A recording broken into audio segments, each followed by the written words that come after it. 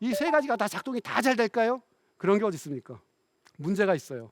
이 공산당은 인사, 조직, 이념 면에서 혁신을 이루었지만 여전히 남는 문제는 있습니다. 이건 개인적인 문제가 아니에요.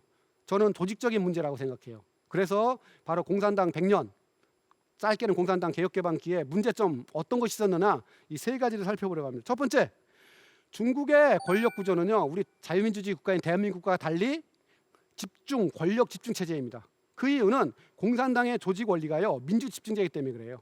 민주 집중제라는 건 어려운 거 아닙니다. 정책을 결정하기 전에 모든 당원들이 내지는 당의 동급에 있는 지도자들이 민주적으로 토론한다라는 거예요. 그러나 결정이 된다부터는 일사불란하게 따르다라는 게 집중이에요. 그런데 이게 1949년 중화인민공화국이 수립되고 난 다음부터는 민주는 그냥 간대가 없어지고 집중만 남는 거예요. 집중만 나오면 4대 집중의 원리라고 그러거든요. 뭐냐? 개인은 조직에 복종해야 되고, 소수는 다수에 복종하고, 하급 조직은 상급 조직에 복종하고, 전당과 조직은 중앙에 복종하는, 이 복종만 남는 거죠. 이렇게 되다 보니까 무슨 일이 벌어져요? 개인과 사회는 국가에 복종하고, 국가는 공산당에 복종하고, 공산당은 다시 최고 집단에 복종하는, 이러면서 권력 집중 체제가 되는 거예요. 반면에 우리 자유민주주의 체제는 어떤 거예요? 인간의 인권, 기본권을 지키는 걸 최우선으로 삼기 때문에 권력의 남용을 방지하기 위한 분권 체제예요. 그죠? 그래서 중앙정부도 못 믿으니까 권력이 집중되면 남용할 수 있으니까, 그래서 나눠버리죠.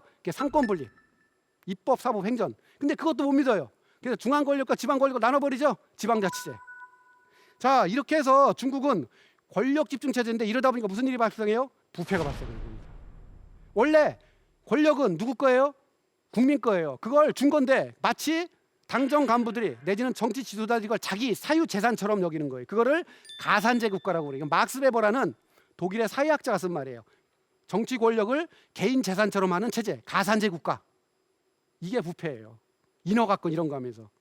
거기다가 중국은요, 임기가 5년이다 보니까 선거는 안 하지만요, 엄격하게 평가해서 승진을 시키거든요. 그러니까 승진을 하려고 무슨 일이 벌어져요? 우리식으로 하면 인기 공정 있죠? 인기 프로젝트.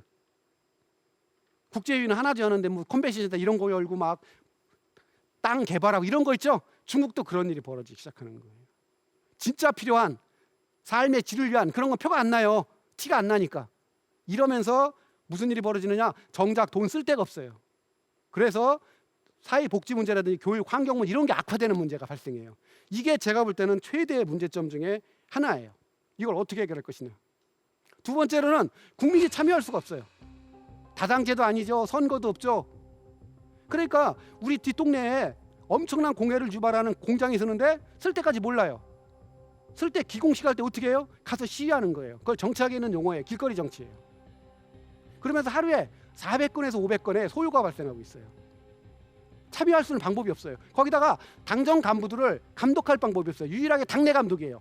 당내 감독이면 우리가 질문 던질 수 있죠. 그럼 정치국 상무에 7명은 누가 감독하죠? 못해요. 뭐 하느님이 감독하겠죠. 근데 하느님이 바빠갖고 뭐 감독하시겠어요? 그러니까 자기들끼리 감독한다라는 거예요. 이건 말이 안 되는 거예요. 그런데 민주국가에서는 이걸 우선 선거 있죠. 선거의 가장 중요한 기능 중에 하나가 뭐예요? 감독 기능이에요. 4년 5년 후에 바뀌잖아요. 그러면 전에 잘못하는 게 다 드러나는 거예요. 그래서 선거는요, 권력을 분배하는 기능도 있지만 감독 기능이에요. 또 시민사회, 우리는 코로나19 봤잖아요. 국가가 있을 때까지 아니라 다양한 의사협의라든지 시민사회들이 움직여서 지적을 해야죠. 언론의 자유, 중국에 없는 게 이거예요. 이게 문제예요. 이게. 지금은 시진핑이 강력한 반부패 정책을 눌러놓은 것 같지만 안 돼요. 저는 안 될 거라고 봐요. 세 번째 문제, 저는 이게 현재 중국의 최대 문제라고 보는데, 개인의 가치, 이 문제, 가치의 시흥설. 전에는 아니었었어요. 집단주의.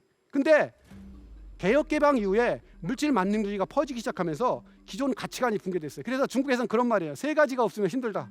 그래서 중국말로 카오산, 이렇게 위진하는 건데, 하나, 권력이 없으면, 돈이 없으면, 명문대 졸업장이 없으면 힘들다라는 거예요. 이걸 만회하기 위해서 민족주의 고취하고, 정풍운동, 태도를 바꾸는 운동하고, 국민학습운동하고, 레이퐁이라는 유명한 이제 군인 출신의 모범이거든요. 모델. 이 사람 따라하고. 근데 이게 안 먹히는 게, 같이 모여갖고 으쌰으쌰 우리 중화민족 잘해보자는 집에 가서 무슨 생각이 들까요? 국가는 잘 되는데 나는 어떨까?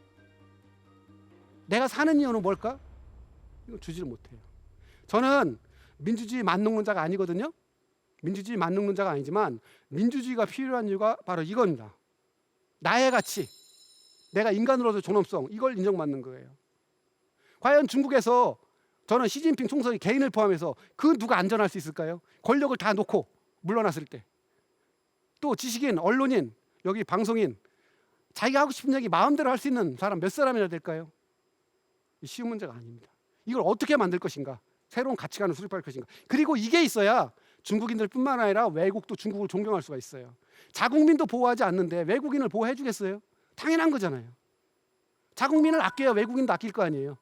자국민의 인권을 본정해줘야 외국인도 인권을 본정받을 수 있다는, 이게 기본 원리예요. 왜 선진국에서 중국에 대한 이미지 호감도 조사해서 그렇게 70에서 95%까지 90%까지 안 좋다는 게 나오는지, 이 문제가 걸려 있는 거예요. 저는 이 문제가 풀리지 않으면 공산당이 굉장히 존경받기 쉽지 않을 거다라는 게 제 판단입니다. 중국 공산당의 성공에는 이유가 있다. 중국 공산당이 개혁개방에 성공하고 생존한 것은 우연이 아닙니다. 그만한 노력이 있었기 때문입니다. 현재까지는 어떻겠어요? 여러 가지 문제보다는 자기 혁신을 통해서 이루었던 성과가 더 크기 때문에 계속 성장하는 겁니다. 그러나 정치는 살아 움직입니다. 언제든지 문제가 생길 수 있습니다. 지금까지 대한민국 최고의 강연 최강 1교시 조영남이었습니다. 감사합니다.